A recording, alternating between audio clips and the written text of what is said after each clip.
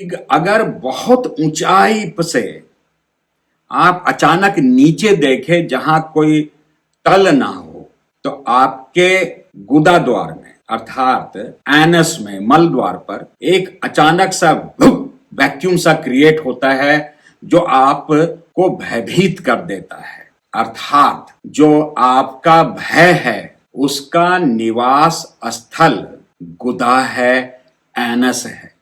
दुख दुख का निवास कहां है? दुख का निवास हृदय क्षेत्र है। इसलिए व्यक्ति अगर बहुत दुखी हो जाता है तो कार्डियक अरेस्ट हो जाता है, हार्ट फेल हो जाता है। अब हम साधना में आते हैं और यहां पर जो होने वाली धड़कन है उसको उठा करके अपने सुषमना में उसको प्रवेश करा देते हैं।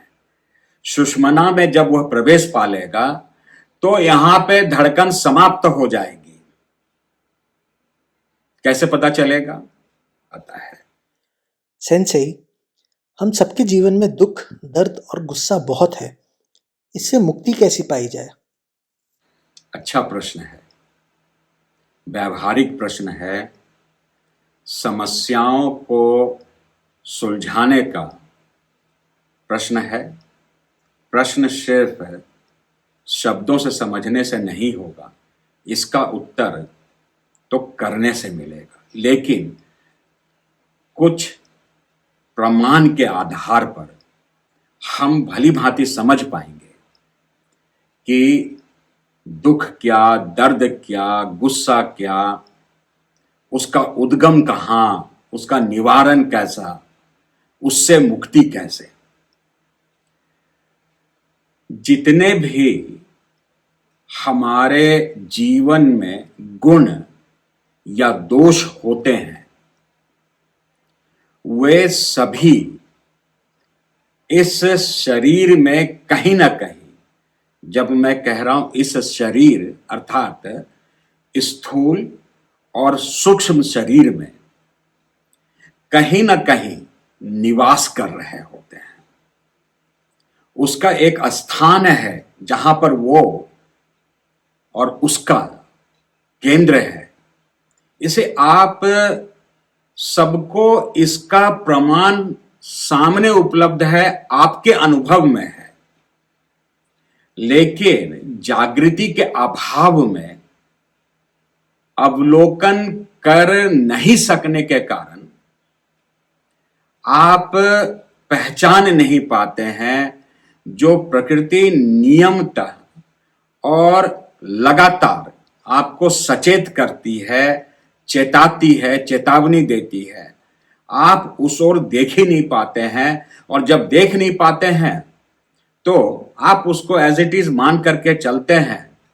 और फिर जो आधुनिक जीवन शैली है उसमें आप उसको छिपाने का प्रयास करते हैं, लीपापोती करते हैं, उसको बहुत अच्छे आवरण के अंतर्गत ढक देते हैं।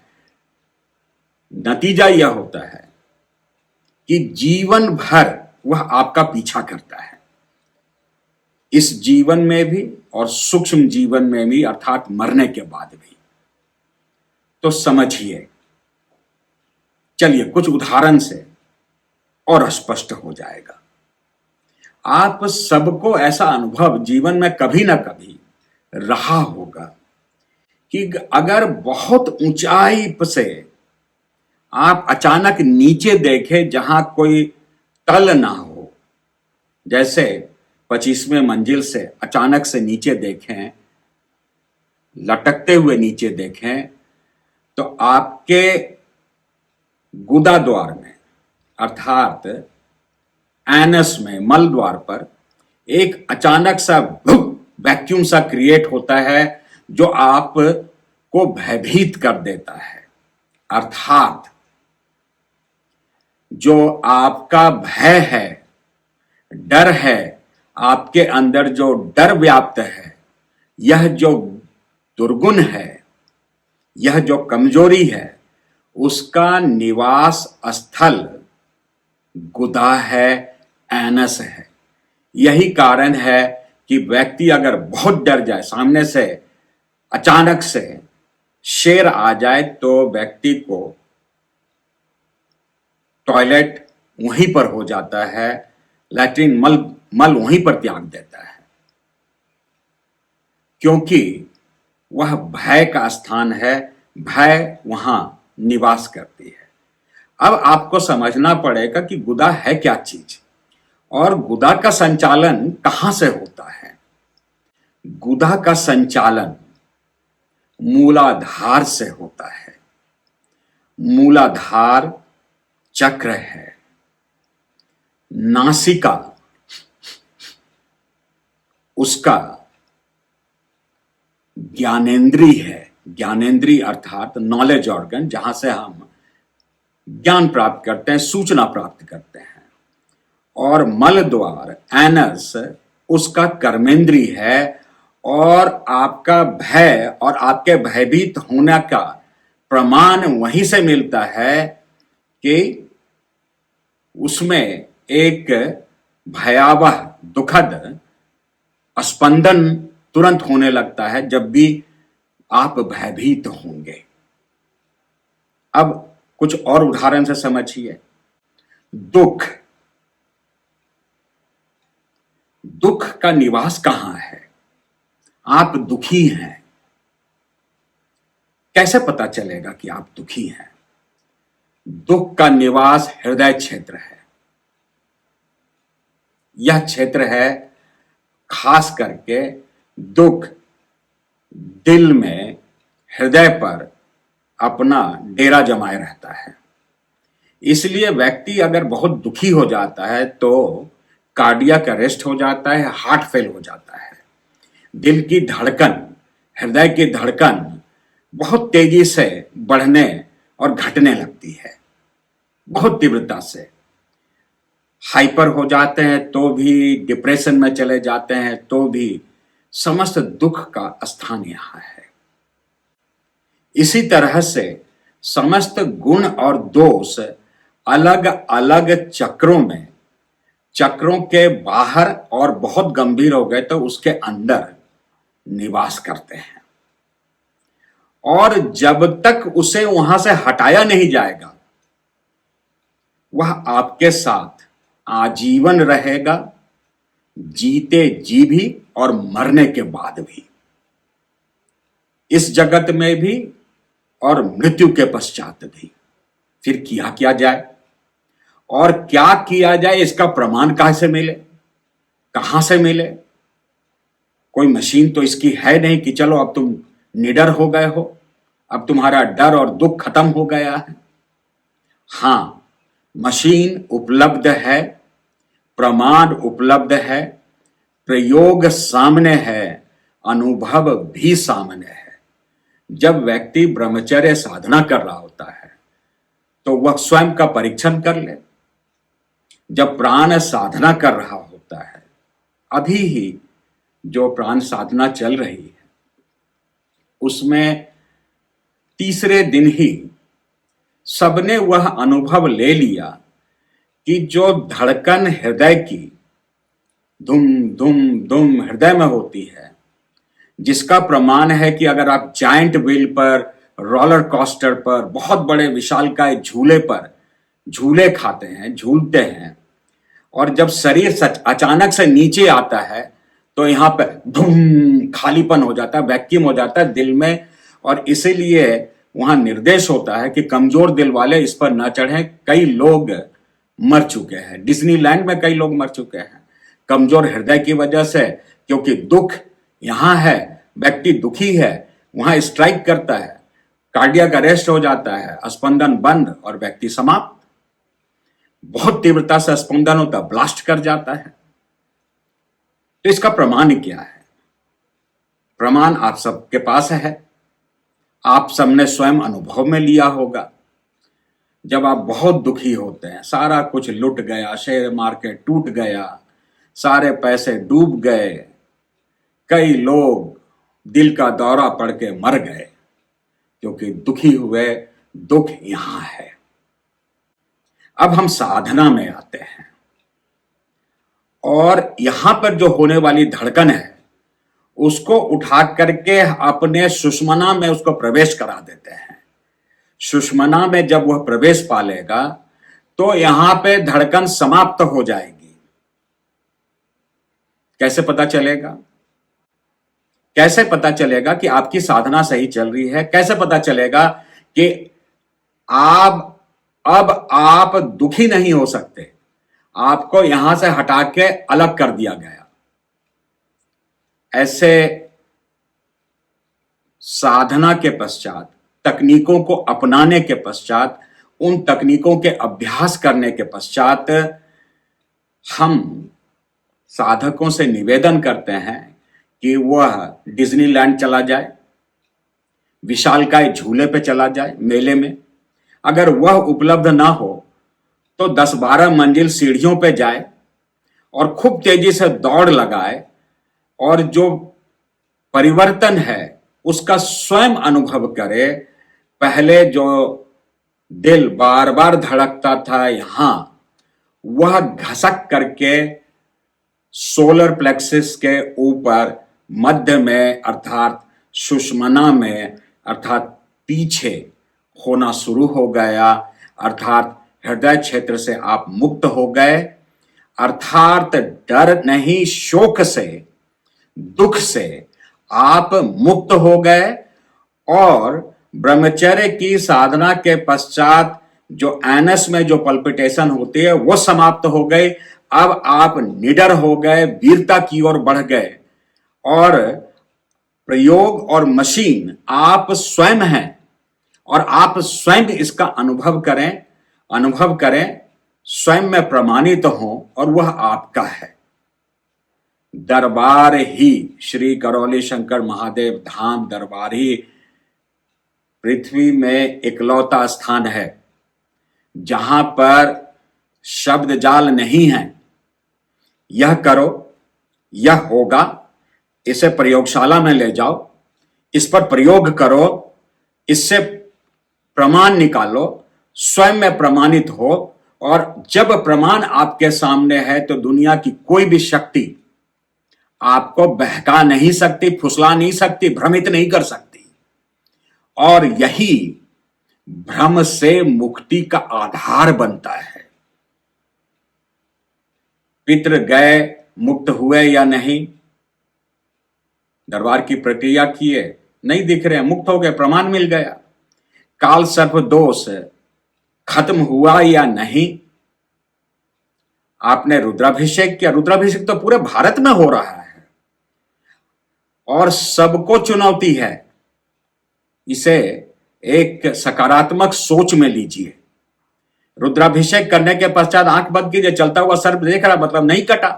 दरबार में देख रहे हैं, नहीं दिख रहा है मतलब कट गया। उसी तरह यह तो पराभौतिक सूक्ष्म में हो रही घटनाओं का प्रमाण आपके सम्मुख है। आपके शरीर में जो बदलाव हो रहे हैं उसका प्रमाण तो आप स्वयं ले सकते हैं। शायद अभी यह बात आपको अटपटी लग रही होगी कि क्या कहीं मैं भी तो किसी शब्द जाल से तो नहीं खेल रहा हूं।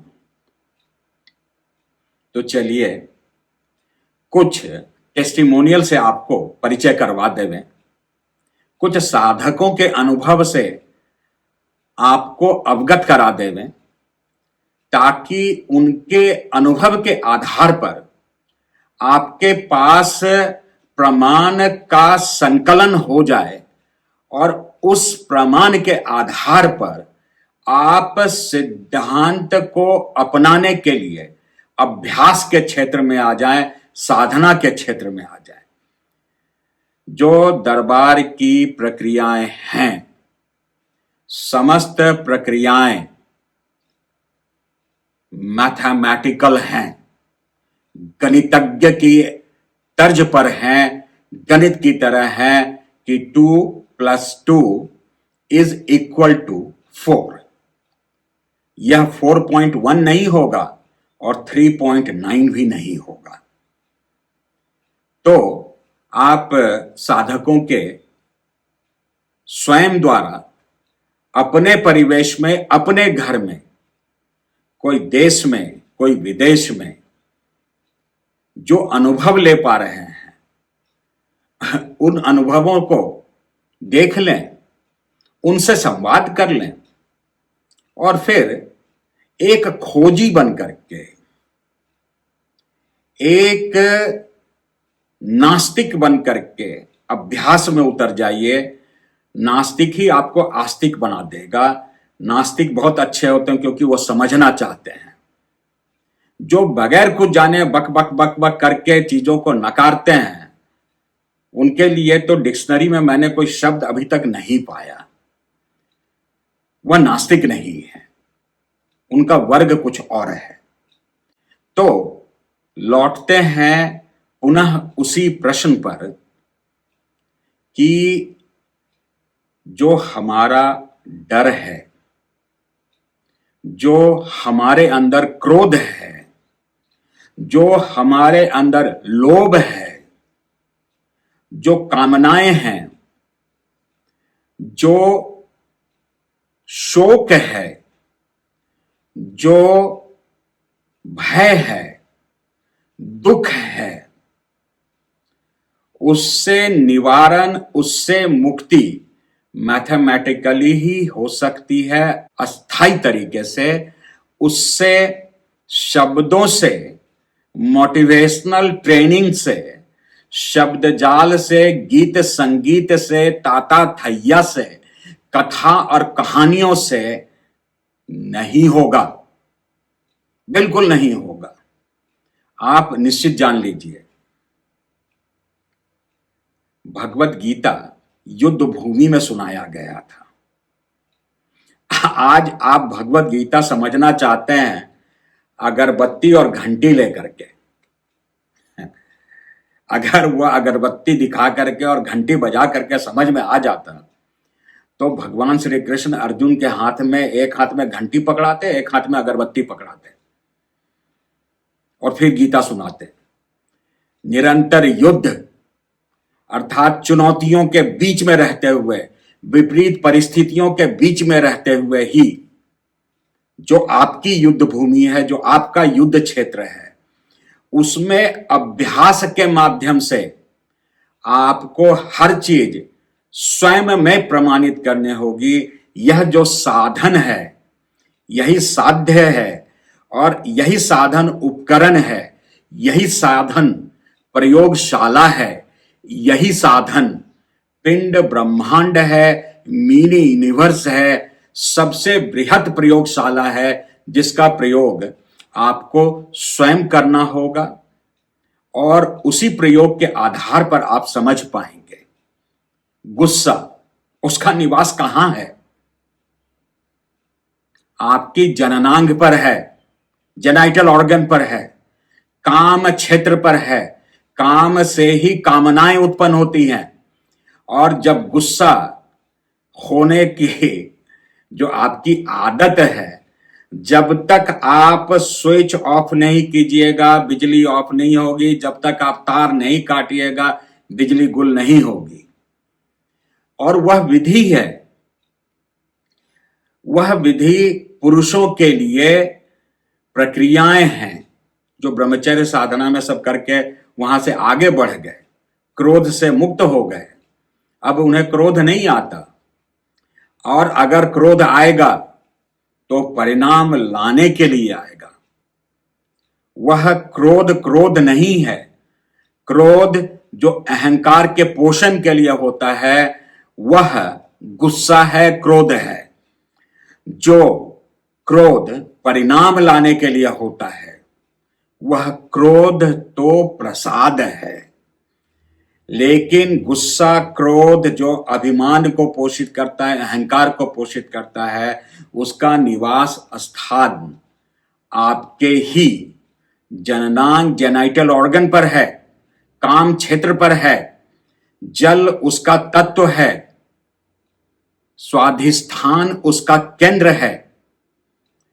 अपान से वह संचालित होता है जब तक उसको नियोजित ना किया जाए। क्रोध आंशिक रूप से भजन गा के, सर झुका के 2 घंटे 4 घंटे के लिए शांत तो हो सकता है, उसका निवारण नहीं हो सकता। इसीलिए तो कहा गया है, बार बार कहा गया है कि शून्य में संतुलन, जीरो बैलेंस गुरुदेव क्यों कह रहे हैं? अर्थात उसी साधना के माध्यम से हर अणु के, हर परमाणु के, हर एटम के केंद्र में पहुंच करके उसे ठीक कर लेना, वहां पे निवास करने वाले समस्त प्राण शक्ति को संतुलित कर देना। बस इतनी सी बात है। और इतना करते ही आपके सम्मुख विजय होगा, जय होगा, और आपके मार्ग में पड़ने वाले समस्त बाधाएं दूर होंगी और आप साधना में तीव्रता से आगे बढ़ पाएंगे। बस इतनी सी बात है, बहुत सरल है ये। और कुछ नहीं होता है तो पुरुष ब्रह्मचर्य साधना करे, नारी उसके पश्चात प्राण साधना करे और स्वयं को प्रमाणित करे, स्वयं में प्रमाणित हो। एक चीज जान लीजिए, अगर प्रमाण यहां नहीं मिल रहा है, इस शरीर में नहीं मिल रहा है, तत्काल नहीं मिल रहा है, तुरंत नहीं मिल रहा है, तो सिर्फ और सिर्फ वह भ्रम जाल है, शब्द जाल है।